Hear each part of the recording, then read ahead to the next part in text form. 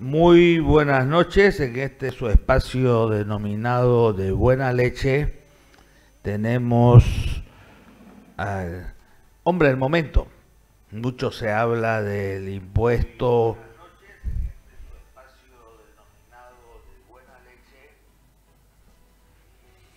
Mucho se habla del impuesto al uso, descarga de la internet, de la red. Y estamos con el diputado Omar Yucra Santos, que es miembro de la Comisión de Planificación, Economía, algo así, y es el que está viendo, o estaría viendo, o es la persona más indicada para explicarnos de qué se trata este tema.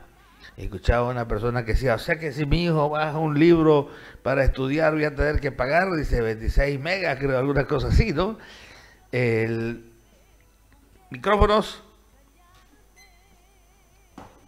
y las cámaras son tuyas, diputado Omar Yucra.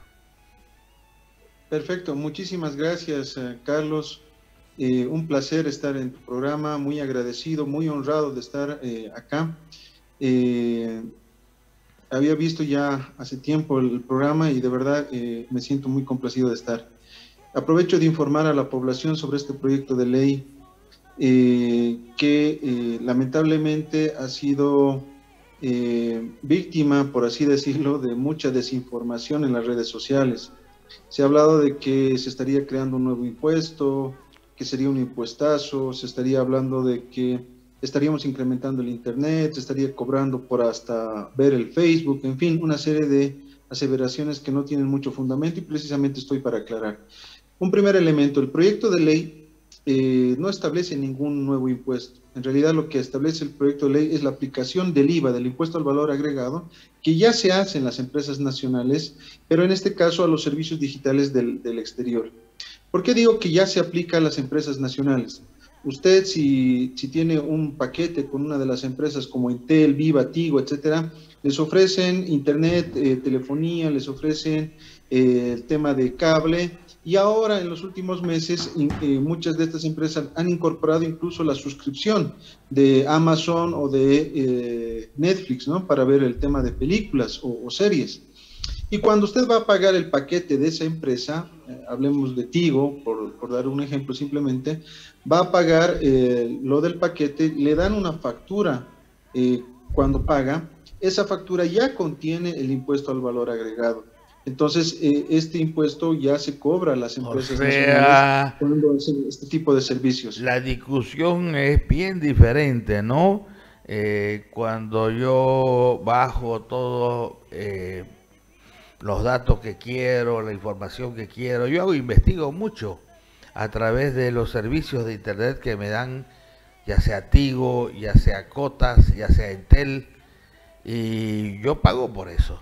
Y ellos me mandan una factura y en esa factura yo tengo mi crédito fiscal porque están pagando el IVA y seguramente deben pagar el IT. Entonces, yo voy a poner un ejemplo. Vacunas. Primero la gente decía, no van a llegar las vacunas nunca a Bolivia. ¿Cierto? Cierto, ya. Para su mala suerte de esa gente llegaron las vacunas. Entonces, ¿qué dijeron? La vacuna mata. La primera semana que estuve en Argentina, yo leí reportaron como 100 muertos, pero no encontraron un solo cadáver. Ni un solo cadáver. Después se les ocurrió decir, como llegó, como había, como no mataba, se le ocurrió decir que eran vacunas con sobreprecio, lo que obligó un poquito a que se filtre esa cláusula de confidencialidad, porque países como Bolivia pagábamos mucho menos que los otros países, y es por eso que hoy por hoy el 95% de las vacunas están, gracias a estos investigadores, están en 10 países, 95% de las vacunas en solo 10 países, y los otros 5% están en 150 países. Por suerte Bolivia ha conseguido una dosis razonable y equivalente. Después vienen con la historia de que esta vacuna te va a cambiar tu opción sexual en 10, 15 años. cada día hay una historia diferente de la vacuna. ¿Por qué? Porque lamentablemente hay gente que, primero la gente política que se opone por oponerse, y después aquí existen muchas personas que son, me van a disculpar mi sinceridad, como la gata de Doña Flora, como la gata de Doña Melchora. Cuando se la meten gritan y cuando se la sacan llora. Nunca están contentos. Así es. En este caso concreto, es muy oportuna esa analogía que haces porque sucede algo similar. Este proyecto de ley en ningún momento habla de una creación de un nuevo impuesto y como decía, en realidad es la aplicación de un IVA que ya se hace a las empresas nacionales, pero en este sentido se aplicaría a los servicios digitales del exterior que tienen costo, ¿no? Que tienen costo. Aquí también hay que desmitificar otra mentira. Se decía que por ver el Facebook se va a cobrar el impuesto. Falso. Solamente se va a aplicar a aquellos servicios que tienen un costo. También decían que se va a incrementar el costo del Internet. Falso.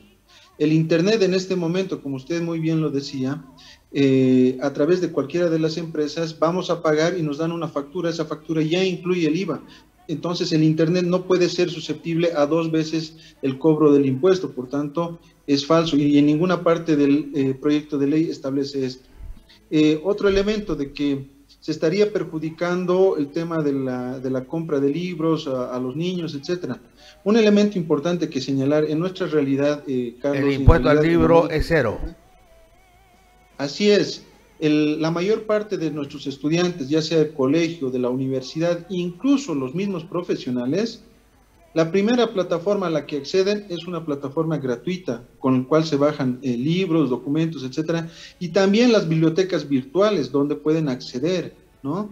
Entonces, esto es un elemento importante para señalar, y no aplicamos, y no se aplica este proyecto de ley para aquellos servicios gratuitos, ¿no? Entonces, no se va a cobrar por esa razón. Son algunos de los puntos que son interesantes porque daría la impresión de que Bolivia está aplicando este impuesto a rajatabla y que nos estamos inventando y cosas así. Y en realidad, si me permite, claro, este gráfico es bastante elocuente. Esto es un mapamundi donde lo que está pintado en rojo muestra todos los países donde se está aplicando ya el impuesto. Y en el caso de nuestra región de Sudamérica, ¿no? Países como Colombia, Ecuador, Perú, Chile, Argentina, Uruguay, Paraguay, ya aplican este impuesto hace varios años atrás. Y precisamente nosotros lo que hicimos en realidad a través del Ministerio de Economía es verificar con diferentes expertos a nivel internacional en la administración tributaria a través del CIAT, que es el conglomerado justamente de esto, para ver cuáles han sido las experiencias, cómo han aplicado, cómo han hecho el cobro, porque aquí no se trata de descubrir la pólvora, ¿no? Es algo que ya se viene realizando. Entonces, este impuesto lo que se hace, se aplica primero a la empresa, ¿no? Se aplica a la empresa. ¿Cómo se hace el cobro? Las empresas se registran, eso se ha visto en la región, no es porque simplemente nosotros digamos, oigan, vengan a registrarse y se van a venir a registrar, no. Lo que pasa es que estas empresas a nivel mundial son muy conocidas, reconocidas y tienen un prestigio y no les gusta tener problemas ni con los estados, ni con la parte normativa y mucho menos con la parte impositiva. Por eso es que en los países donde se cobra este impuesto, lo que hacen estas empresas se registran y a partir de eso el Servicio de Impuestos Nacionales empieza el cobro como corresponde. La otra forma de hacer el cobro es a través del sistema financiero. En caso de que estas empresas no se hayan registrado, que son las menos, se hace la retención a través de los bancos. Y ahí actúa nuevamente el Servicio de Impuestos Nacionales. Entonces, es algo que ya se ha hecho en la región, no estamos descubriendo la pólvora, reitero. Y en cuanto al tema de los precios, que es una de las preguntas más recurrentes, aquí hay un elemento interesante, Carlos. Esto es una noticia del anteaño pasado, hace un año y medio atrás aproximadamente. Dice, Netflix sube el precio de todas sus suscripciones. ¿Y esto a qué hace referencia? estas empresas, a ser grandes, a ser globales, mundiales, no necesitan siquiera el permiso de algún estado o algún gobierno para poder incrementar sus precios, porque son un oligopolio, y cuando sucede esto en un mundo en el que estamos, pues pueden subir los precios, y en este caso en Bolivia, por ejemplo, el año pasado subieron en 14%, sin pagar impuestos. Sin pagar impuestos, nuestra gente va pagando, a las empresas va pagando, y esa plata no se queda en el país, esa plata se va al exterior. Entonces estas empresas van ganando, y como te decía, incrementaron las suscripciones en 14% y nadie dijo nada, ¿no? En este caso, esta aplicación del impuesto, como debe ser para cualquier transacción de compra-venta de bienes o de servicios, sirve al país, sirve en la recaudación tributaria, que no se lo agarre el Estado.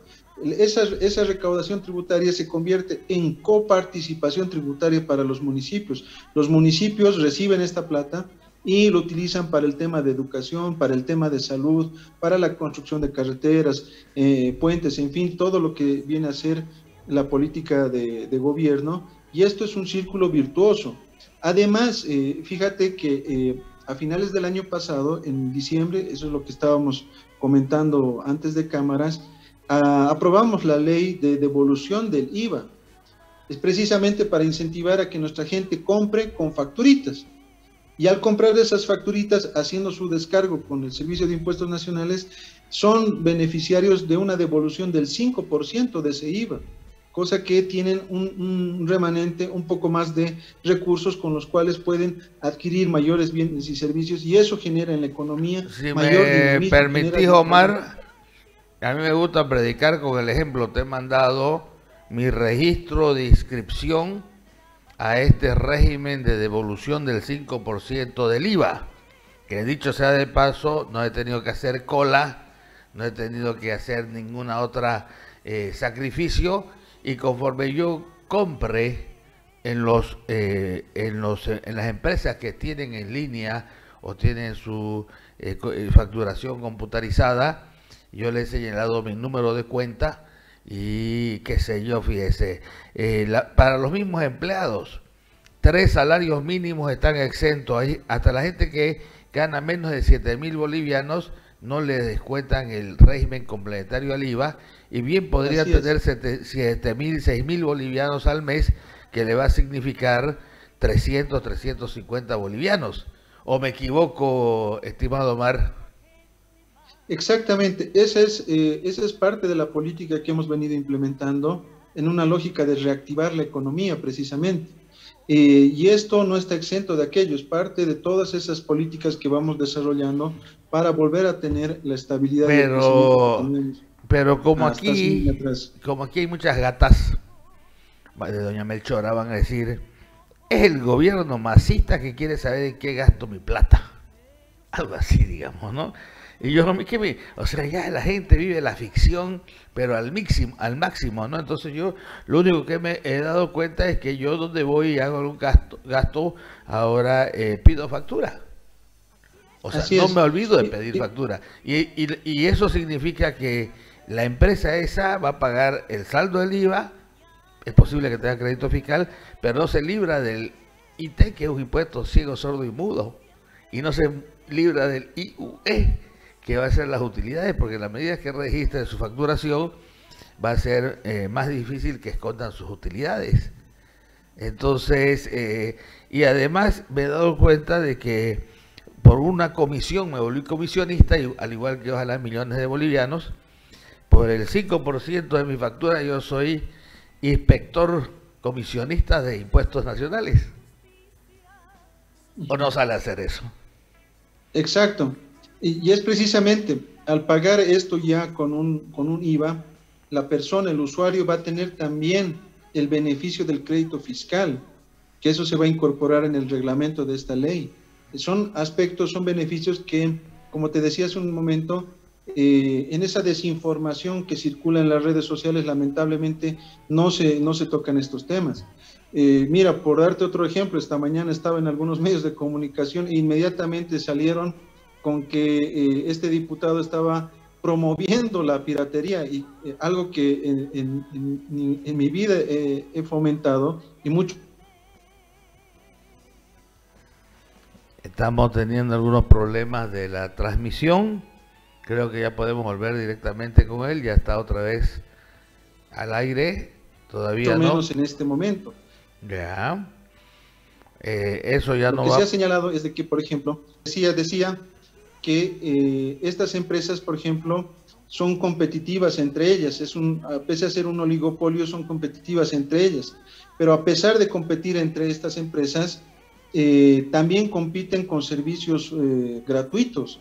Uno, si tiene una cuenta de Netflix o cualquier otra con la cual ve series, estas empresas compiten con otros, con páginas web u otros servicios que son gratuitos, que brindan la misma clase de servicios que lo hacen estas empresas que cobran por aquello.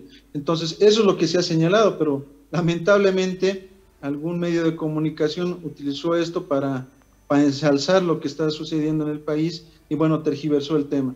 En ningún momento estamos promoviendo la piratería, por el contrario, hemos dado a conocer cómo es la realidad boliviana. Incluso en el pago de las mismas suscripciones, Carlos, no es que una persona agarra una cuenta y la tiene él solo, no. Una persona en nuestro país tiene una suscripción y esa suscripción la comparten 2, 3, 4, 5 personas.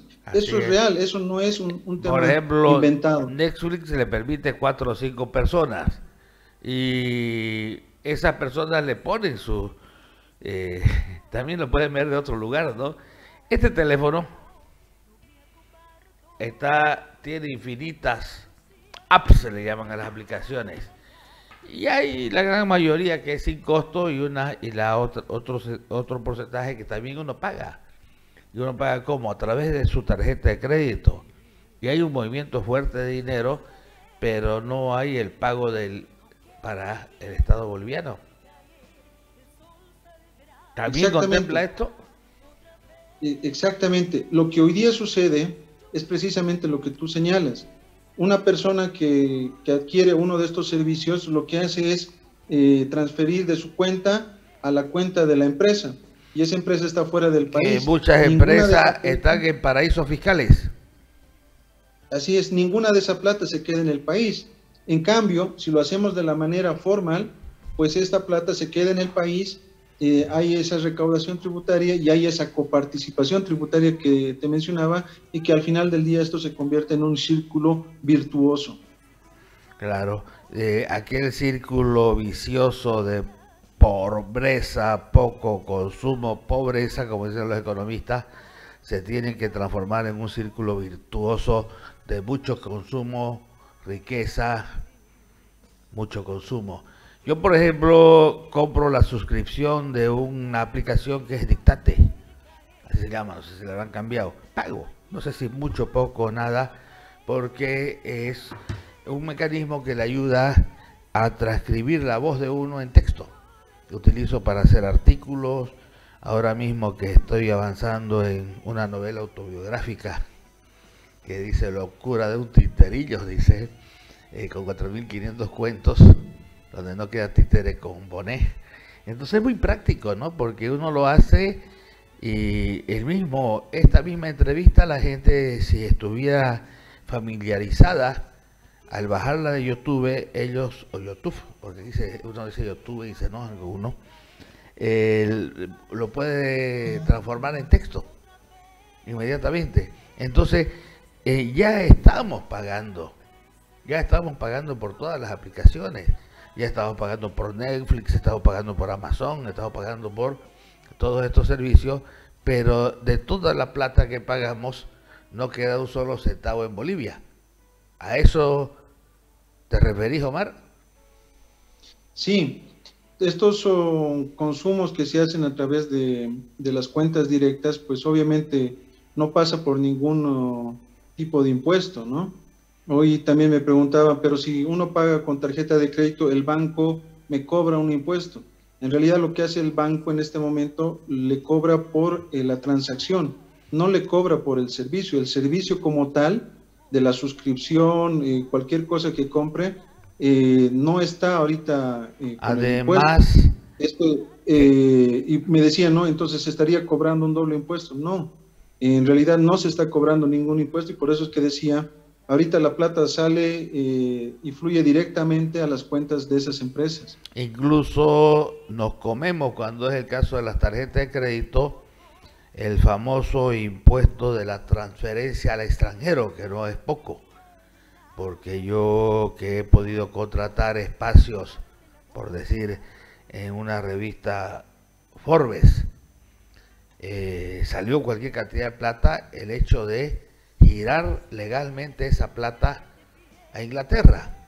Aquí todavía la gente cree que es una revista norteamericana, ¿no? Porque aquí hay una cuestión, ¿no? Entonces, en términos reales, para nuestro presupuesto general de la nación o del Estado plurinacional, ¿cuánto va a aumentar cuando empecemos a aplicar a aplicar el impuesto que ya hay? Bueno, la proyección inicial de esta recaudación sería cercana a los 30 millones de bolivianos. Es una proyección conservadora porque el nivel de transacciones tiene en el país un crecimiento en este momento de alrededor del 9% y esto va aumentando con una tendencia ascendente. 30.000 millones de bolivianos es algo más de 4.000 millones de dólares, ¿cierto? Así es. Y nosotros tenemos un presupuesto general del Estado de cerca de 40.000 millones de dólares. ¿Estoy equivocado? En el presupuesto estás en lo correcto, está cercano a eso. Estamos hablando de cerca de 214.000 millones de bolivianos, pero estamos hablando en este momento de una recaudación de 28 millones de bolivianos, cerca de 30 millones de bolivianos. No es una cifra muy representativa, 1, pero es 2%, ¿cuánto? en la circunstancia en la que está atravesando el país. Porque hay otra cosa también, porque Bolivia es un país de paradoja, ¿no? Cuando se implementó el impuesto a las grandes fortunas o a los millonarios, yo me quedé muy apenado porque hubiera deseado que me cobren, que haya tenido después tanto tiempo mis 30 millones de bolivianos, ¿no? Pero todo el mundo renegaba, especialmente los más yescas. La gente, los empleados, renegaban porque a los millonarios le iban... Y los millonarios calladitos, habían sido 170, 180, pagaron.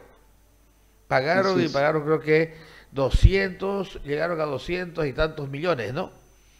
226 lo que se tenía hasta hace unos días atrás. Esto vendría a ser la 10ª parte de eso. Sí, sin embargo, como te digo, el número de transacciones en el país se va incrementando y seguramente ya en el futuro vamos a ver otras cifras, ¿no? Claro, estoy de acuerdo, ¿no?, con eso, ¿no? Estoy muy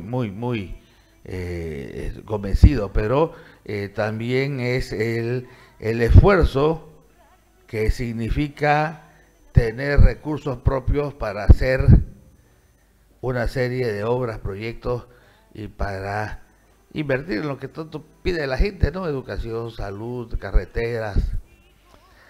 ¿Qué más podés decirnos, querido Omar, diputado nacional, jefe de la unidad en el Ministerio de Economía y Finanzas Públicas? No es jefe de unidad, él es diputado,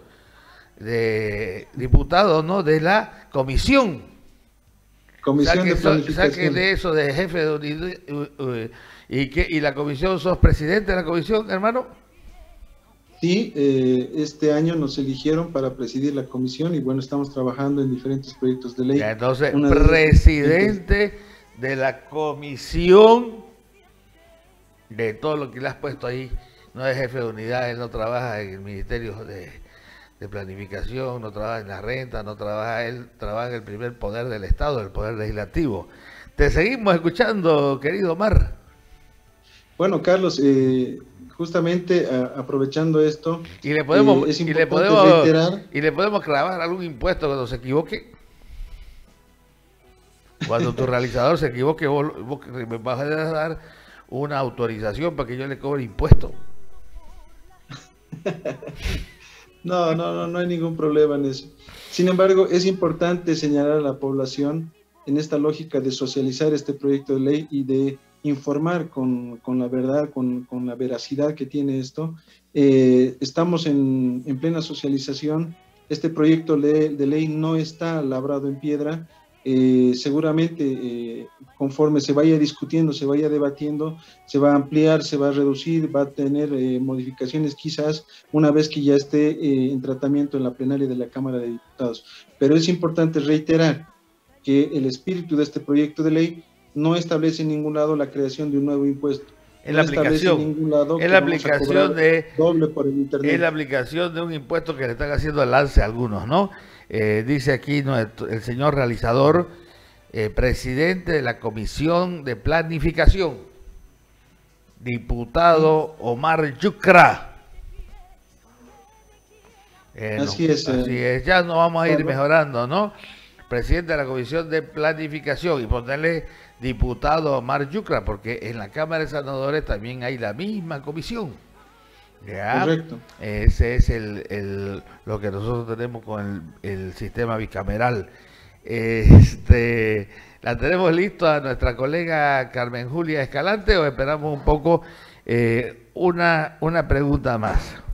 ¿Qué es lo que está haciendo la gente que sabe hacer política?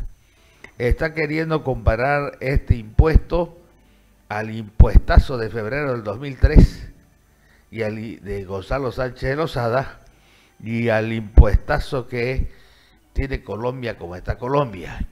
Pero ese era un impuesto en ambos casos a toda la clase trabajadora y no hacía distinción a nadie, ¿no? O sea, justamente el trabajador es al que le descuentan para la AFP, el trabajador es todo aquello, y encima le metían un impuesto a los trabajadores, me recuerdo, solo 15 pesos, decía el gringo, no, 30, 50 pesitos, decía, ¿no? Entonces, ellos, porque saben hacer muy bien la política, dicen lo que está haciendo el gobierno es lo mismo que hizo Goni en febrero del 2003 y Iván Duque, que dicho sea de paso, Iván Duque ha sido grandemente fortalecido, probablemente no lo va a caer nunca, ya que el gobernador de Santa Cruz le dio su apoyo. Sí, mira, esto es muy importante lo que tú señalas. ¿Cuál es el apoyo del gobernador? Hay desinformación respecto al tema. Hay que romper el hielo, hermano. ¿No te parece chistoso que venga el gobernador de Santa Cruz y apoye públicamente con una carta a Iván Duque? Desde luego, ¿no? Pero bueno, eso es parte de lo que tú decías, de esa política, yo le diría incluso politiquería, porque se usan y abusan de ciertos elementos para confundir a la población, para desinformar. Una colega. Y obviamente dentro de eso tiene sus intereses, ¿no? Sus intereses personales, sus intereses familiares, y que nunca les ha interesado el país, nunca les ha interesado la patria. Me recuerdo pues de un amigo famoso, brillante, una mente brillante, el doctor Luis Gutiérrez Dams, fundador del Día, y una colega nuestra que después fue inclusive directora del periódico La Estrella, la licenciada Elvira Méndez Áñez, y ella le ponía que Nixon, que no sé quién, creo que era el presidente de los Estados Unidos de aquella época, y el doctor Luis Gutiérrez Dams, con su carisma correspondiente, le decía: Elvirita, no le dé tan fuerte al presidente de los Estados Unidos, por ahí lo tumba, le decía. Entonces, me hizo recuerdo cuando vi ese apoyo público a Iván Duque. Iván Duque no sabe... Señora Carmen Julia Escalante, tenemos ahí al diputado presidente de la Comisión de Planificación. Doctor, buenas noches al señor diputado Omar, ¿cómo está? Un gusto tenerlo aquí en el programa. ¿Cómo está, Carmen Julia? Muy buenas noches. Un gustoso de compartir este espacio con ustedes. ¿Usted ve Netflix en su casa? Claro que sí, doctor. ¿Y sabe ¿y cuánto le cobran? ¿14, 20, no sé cuánto? Me parece que me cobran 97 bolivianos. Ah, pues usted habla en boliviano, pero yo hablo en dólares, digamos, porque soy alienado, digamos, ¿no? ¿Cuánto? ¿97? 97 bolivianos. Vamos a salir 97 dividido 6.96, 14 dólares. Eso. Resulta que de esos 14 dólares que usted le da a Netflix, los de Netflix no pagan un peso de impuesto. Y peor si es Google, que tiene su sede central en un paraíso fiscal, digamos, ¿no? Entonces, ¿qué quieren hacer? Aplicar el impuesto a algunas plataformas que están trabajando en Bolivia y no pagan impuestos. Es más, que cobran y no pagan impuestos. ¿cómo? Que cobran y no pagan impuestos, ¿no? Así es. Entonces, esto no significa, este impuesto, por ejemplo, él dice que usted tiene su teléfono, ¿de qué es? Tigo. Tigo. ¿Tiene internet?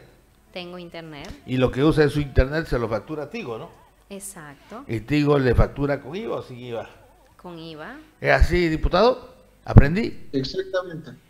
Exactamente, eso es lo que decía al inicio. Nuestras empresas nos facturan y está incluido el tema del IVA dentro de esa factura. Lo que no sucede en este momento es con esos servicios digitales que nos cobran y que se paga directamente a la empresa del exterior. Amazon, y que no pagan Netflix, Diputado, HBO. ¿y cómo se va a solucionar eso? Porque lo mismo es en el Facebook. Por ejemplo, nosotros usamos el Facebook para hacer promoción de algo que querramos que se muestre en las redes sociales. Y nos cobran, lo pagamos a través de la tarjeta de crédito. Y también no recibimos ninguna factura. Es precisamente lo que decía. Un primer elemento, a los servicios gratuitos no se aplica el IVA. O sea, el que tiene un Facebook, la gran mayoría, cerca de 9 a 10 millones de cuentas de Facebook hay en Bolivia. La gran mayoría no pagan impuestos. No pagan impuestos. Solamente aquellas personas que utilicen un servicio donde le está cobrando la empresa, ¿no? Esta empresa, lo que he explicado hace un momento, en la experiencia de los países de la región, se registran en el país y a partir de eso el Servicio de Impuestos Nacionales le cobra el impuesto a la empresa. Eso es lo que sucede en la región y eso es lo que se está también plasmando en el proyecto de ley para que en la operativa se trabaje de esa manera.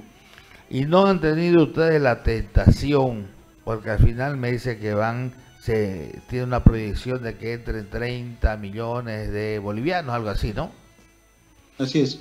Y desde el punto del cálculo político, ante tanto ataque, muchas mentiras, digamos, ¿no se ha pensado en una solución política de dejarlos más adelante o se va a insistir en este tema?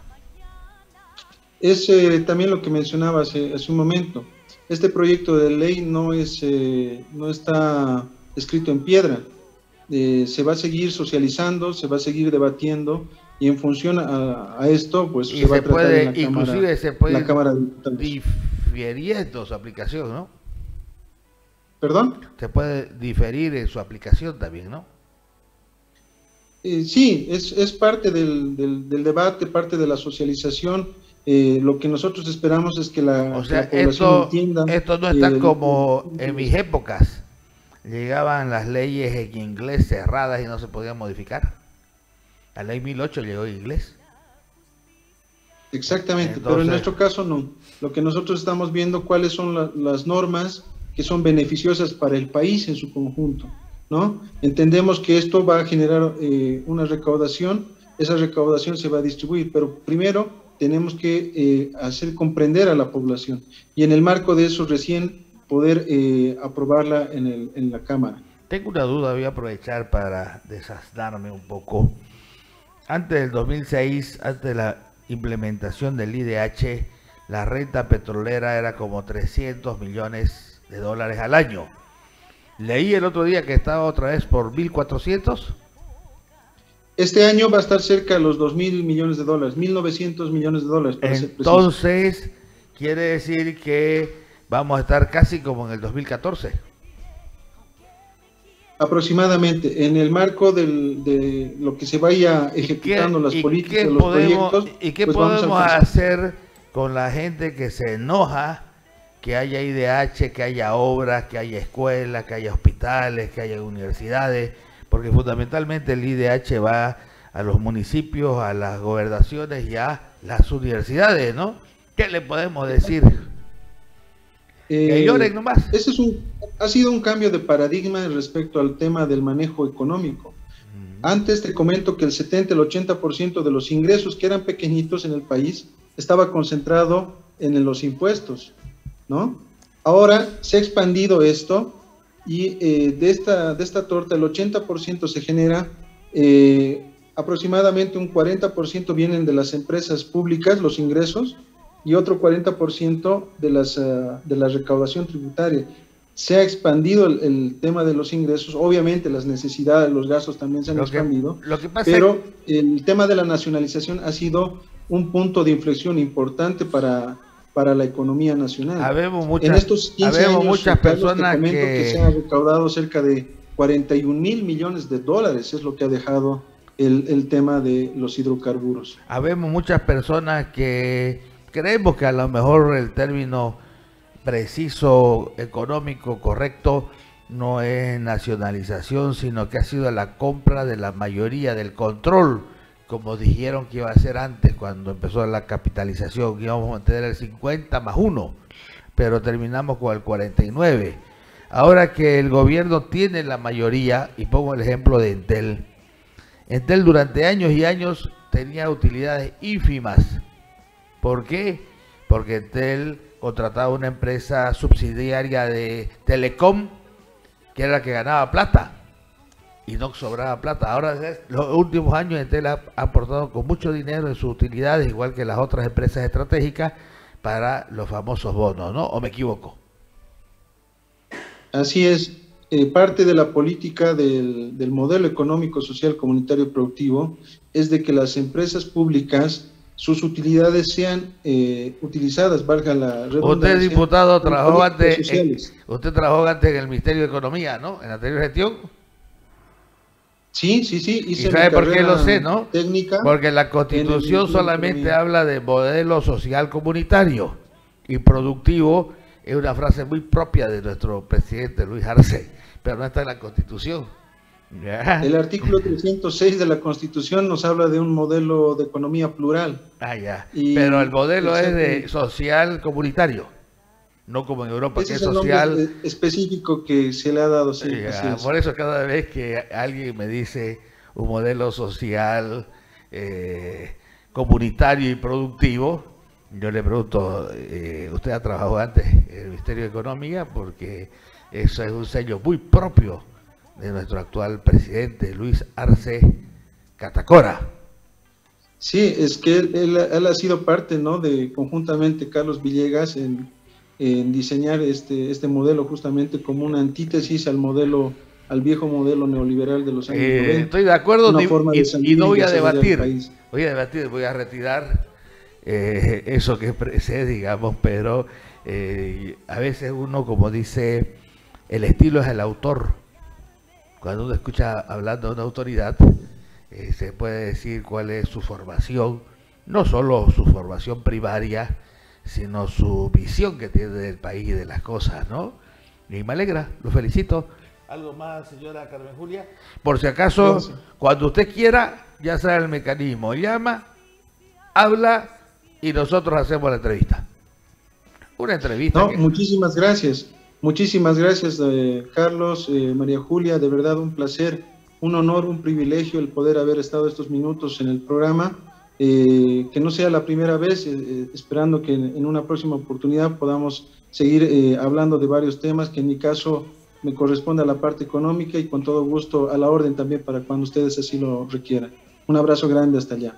Gracias, hasta siempre, estimado Omar Yucra Santos, honorable diputado asambleísta. Muchas gracias, diputado. Esperemos que con esta entrevista la gente se calme un poquito porque estaba bastante ansiosa y obviamente preocupada por un impuesto más, porque así se venía murmurando.